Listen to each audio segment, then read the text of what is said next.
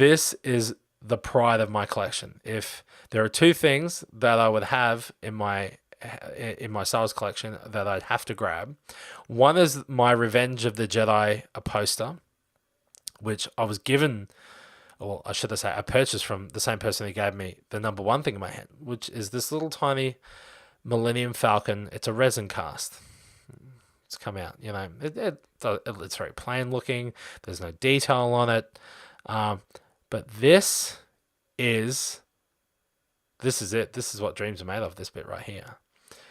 Okay, so how did I get this little resin cast of the Millennium Falcon, and what the heck is it? That people are going, oh, well, did you make it yourself? Is it something you carved yourself? No, I didn't. So, for those who've been living a little bit under a rock, I've been filming a documentary, or I should say it's been finished filming, called My Saga.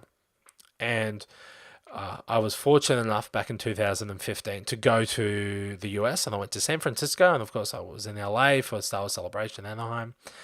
And my second interview was with an ILM model maker called Charlie Bailey. Now, Charlie was brought on during Empire Strikes Back. So Lorne Peterson was the person that hired him and brought him into the fold, because, of course, Star Wars was such a major hit. They needed more and more model makers to come in because, of course, the demand, of course, they wanted to perfect everything they were doing. And Charlie was brought on by Lorne. So I got to meet Charlie, and we got to interview him in his garage. And, of course, as you're looking around the garage, there's like a whole stack of machinery. And you can see little property of Lucasfilm on them. And I said, how did you get this equipment? And he's like, well, when the prequels were finished, the model shop was disbanded. So they sold off a lot of their equipment. And, of course, the model maker guys were given first dibs. So he got to purchase what he wanted or take what he wanted when it was disbanded. And he brought that in there. So he was still continuing to do that sort of, he's working at Kenner Optical and all that sort of stuff, and worked on a lot of films over the years. So not just Star Wars, some of the Indiana Jones films, Howard the Duck, Star Trek films, Pirates of the Caribbean, he said, was one of his favorites that he worked on. He was also in charge of the team on E.T., which was extremely huge to hear when we were talking about that. And he told us a story about how the mothership, the E.T.'s mothership, how he took that after they filmed E.T., how he took that down to Steven Spielberg's house, and he actually had that mounted in like the floor area, I believe. And he was telling us some really cool stories about Steven Spielberg and George Lucas and Leonard Nimoy and a lot of people he worked on, and how he said Howard the Duck was one of the hardest films they ever worked on, would you believe? It was 100-hour weeks on average everyone worked to get everything right. So, and I said to him, I said, well, you know what the film sort of covers, don't you? And he's like, yeah, I do. And he said, but that was the hardest film to work on. And we ended up staying after we interviewed him. We stayed for a good couple of hours. And one of the things we noticed, he had posters. He had tubes and tubes of posters. And he says, oh, look, every now and again, I might sell a couple off, because I got multiple copies, because they get posters for films they worked on back in the day. And he said, every now and again, I might sell a poster here or there, or give it away, either or. And, of course, one of the posters he had there was an original Revenge of the Jedi poster, which I could not turn down. All I will say this, I got it really, really bargain cheap, which was amazing. For what I saw it selling, I'll put it in perspective, I saw one selling at Star Wars Celebration for $2,500. And I can tell you, I got it way cheaper than that. I mean, really, really, really cheaper. So that takes pride in my collection.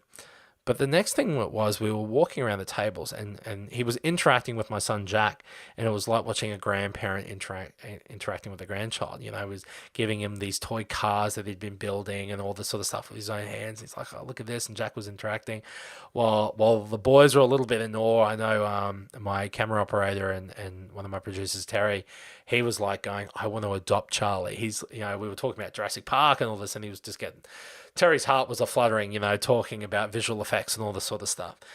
And we were walking around that table, and I said, and I'm bent down, I'm like, what's that silicon mold thing you've got over there? And he brings it over, and of course, this little Millennium Falcon would have fit inside of it. And he goes, "Oh, funny that you say that." And he brings that over, and he brings a couple of these little Millennium Falcons over, and he brings a little test tube along. And in the test tube were AT-AT walkers. And he goes, "Okay, so see this thing in the tube?" And I went, "Yeah." He said, "These are the smallest versions of the AT-ATs that were made for the Empire Strikes Back. These are resin casts from them." He said, "I managed to get these casts when we were working on Empire, and so these are original casts from those molds." So he said, "I've made a mold from that casting." And so he said, "The very first shot, the smallest versions are actually models that we used and shot." So he said, "I have those," but he said, "This silicon mold is the original, one of the original molds used to make the smallest version of the Falcon for The Empire Strikes Back." And I went, "Okay, well, how the heck did you get that?" And he goes, "Well," he said, "once again, things would sometimes just get tossed out. There was no storage, nowhere to put it." So he said, "I sort of took that when everything left because it was just sitting there." And he said there was a guy apparently online saying that he had it, and he goes, "I can beg to differ because this is the." He said, "I know because I worked on that mold and I know exactly what it is." And he turns to me and he said, "Do you remember the scene where the Star Destroyer's there and the Falcon's on the back of it? There's a shot of the Falcon on there." He said, "That Falcon was that big." And he said, "And all the details put on it." So he said, "What?" And I picked up this, and he said, "What you're picking up there is a casting from that mold." He said, "So this is pre-done before all the extra details are put on, all the bits and pieces that it's been shaped properly and cleaned properly and carved and everything." So he said, "What you have there is a pre-done one." And he said, "Here's the detail." And he brings out the sheet of paper. And I'm not kidding. It was like rice paper, the size of the Falcon, with all the details on it of how they had to sketch and shape everything on and etch everything into it. And he turns to me after that, and I'm like, "Oh my God, this is amazing." And he turns to me and he says, "So do you want this?" And I'm like, "What?" And he goes, "Do you want the Millennium Falcon?" And he says, I've got another one that Jack can have." And he signed one for Jack, and he gave one to myself, and he had another two. And he goes, "You guys can have this." So what I have in my hand is a casting from that original mold from the Millennium Falcon from Empire Strikes Back. So I nearly cried, going, "Okay, this has come from the mold. This has been done by the model maker who worked on that film. I own a little bit of history right here." It wasn't used in the film. This is, of course, like I say, it's just a resin cast from that mold. But I own a little bit of history. And I think Charlie could tell I was a bit overwhelmed, as you would be. And then I've turned, and as I've trying to contain myself, I've looked at the AT-ATs, and he goes, "Yeah, but unfortunately you can't have a mold of those because that takes a while to do." And he said they're very fragile, and I very rarely will make a casting from those. He said it's very rare, but I usually do them maybe once a year. But he said you can have the Falcon. And I was just blown away by his generosity. And after that, we stayed for another hour, had some chili beer, and we talked a lot more shop. And before we left, he he wished us luck and all that, and I gripped this, and for the entire trip in the US, I kept this on me at all times, no matter where I was filming. I carried this with me everywhere. I felt it to be my good luck charm when it came to anything Star Wars related, and I have to say it probably pulled me out of a few binds. I felt like, "Oh, hold it, it's like my lucky charm." But it now sits here in a very special place, locked away in my Star Wars room. I actually have this protected because I never ever want to lose it. So I've pulled it out tonight so I can talk about it and that. And of course show the people who are watching on YouTube. So it's magic that once again something small and something so minute has such a lasting effect on my life. And when I came back from America, this was probably the talking point for me, was Charlie and his generosity and how long we stayed there. Because not once did we go to his house, we went twice. We went back there the next day after we interviewed Steve Gawley. who was another ILM model maker, and we went back to Charlie. And I tell you what, you have to agree, when we came back from Australia, that was probably the one person we wanted to bring back with us, because he was just such a nice guy.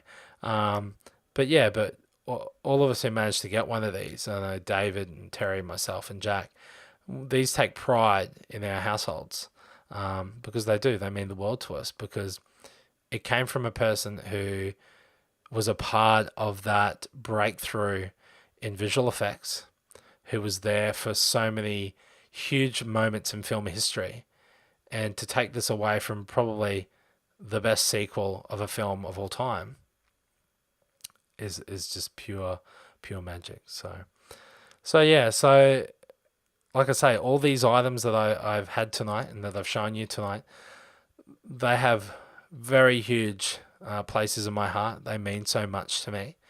And I think the thing that they all tie to is my family and my friends.